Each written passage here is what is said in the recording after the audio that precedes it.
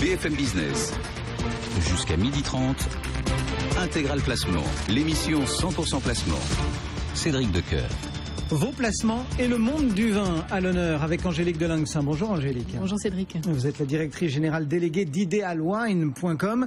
On brosse ensemble régulièrement un petit panorama de ce monde du vin. Qu'est-ce qu'on peut dire des dernières tendances que vous observez dans les ventes aux enchères de vin ?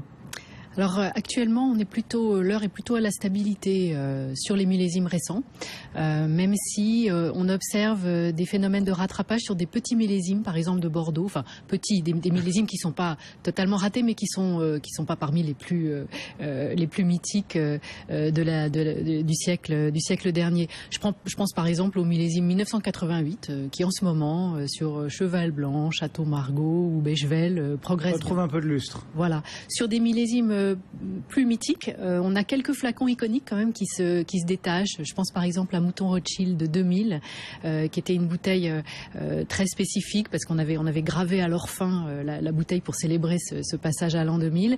Et c'est un vin qui vient de franchir le seuil des 1000 €. Après, on a Château Pavie aussi qui sort très bien son épingle du jeu, même dans les petits millésimes. En Bourgogne, on est l'heure est plutôt la stabilité ou éventuellement même au repli sur des vins comme le Clos des Lambrais qui avait été mis sous le feu des projecteurs il y a quelques semaines à l'occasion de son rachat par le groupe LVMH.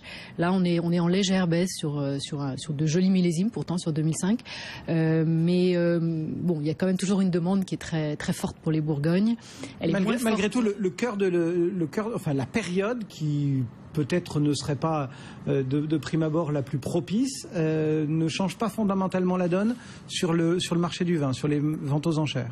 Mais ce qu'il faut voir, c'est que en fait nos acheteurs, enfin la plateforme d'Idealwine, elle est complètement internationale. On a des amateurs qui enchérissent de plus de 40 pays, donc c'est pas forcément une période ou une température, une latitude qui va influer sur le comportement d'acheteurs qui sont à l'autre bout de la planète. Si je prends par exemple nos acheteurs de Hong Kong, il fait extrêmement chaud là-bas en ce moment, mais au mois de novembre, il fera encore très chaud à Hong Kong, il fera entre 25 et 30 degrés, et pour autant, ils seront très présents aussi sur les belles ventes de fin d'année.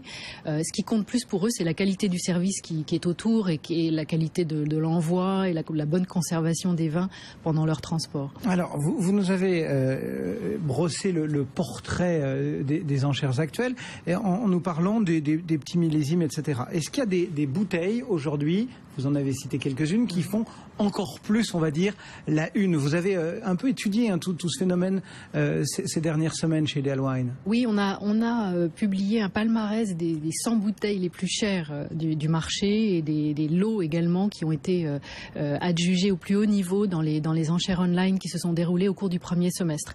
Donc en fait, il y a 3 critères à prendre en compte: la rareté, l'ancienneté du millésime et le caractère mythique également du millésime. Si on cumule ces 3 critères, c'est vraiment le jackpot. Quand on dit le jackpot, ça donne quoi? Alors, par exemple, les lots les plus chers, parmi les lots les plus chers qui ont été adjugés, je pense à une caisse de Château Aubryon 1945. Donc ça, c'est vraiment la rareté absolue, retrouvée on est sur une autre planète, conservée au fond d'une cave dont elle n'avait pas bougé depuis probablement qu'elle avait été livrée autour de 46-47. Donc cette caisse, elle s'est vendue 30 000 €. Si on est, alors là, on n'a pas l'ancienneté, mais on a l'extrême rareté conjuguée au millésime mythique sur une caisse panachée des vins du domaine de la Romanée Conti, dans le millésime 2010, qui est un excellent millésime. Donc cette caisse, elle a même dépassé légèrement les 30 000 € aux enchères.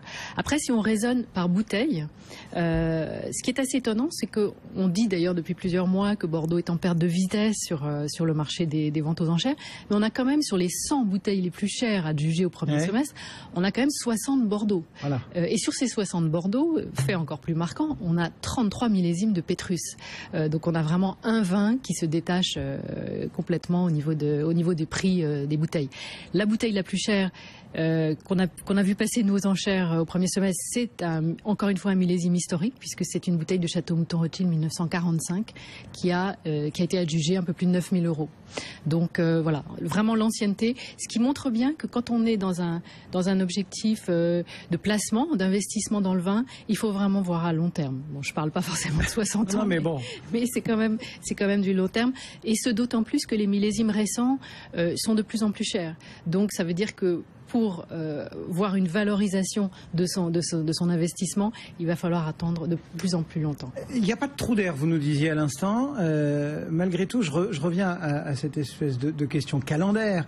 Est-ce que si on a une cave, voilà,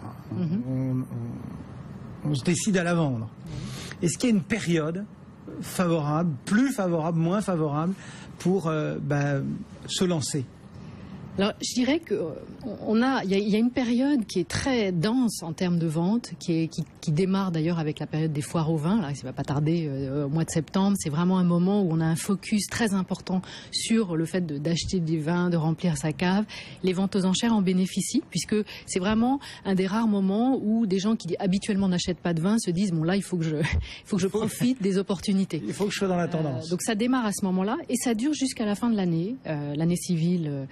De notre calendrier, où là, on a vraiment des très belles ventes, on a beaucoup de vins.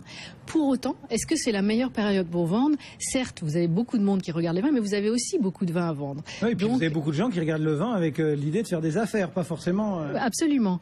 Donc le reste de l'année, en fait, vous avez de très bonnes périodes pour vendre. Je pense par exemple au mois de janvier. On pourrait se dire, après les fêtes, plus personne n'a d'argent. Et en fait, pas du tout. Il y a beaucoup moins de ventes, mais il y a encore toujours beaucoup d'amateurs qui restent connectés. Il faut savoir que les amateurs n'achètent pas forcément leur vin avec la perspective de les boire tout de suite. Les gens achètent du vin pour les insérer dans leur collection et il faut d'ailleurs surtout pas acheter et boire son vin dans les semaines qui suivent. Il vaut mieux le laisser reposer au fond de sa cave.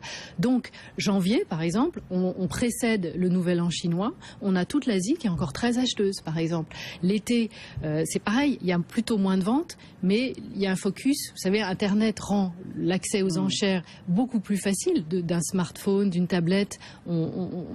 Sur une plage, on accède à une vente aux enchères aujourd'hui.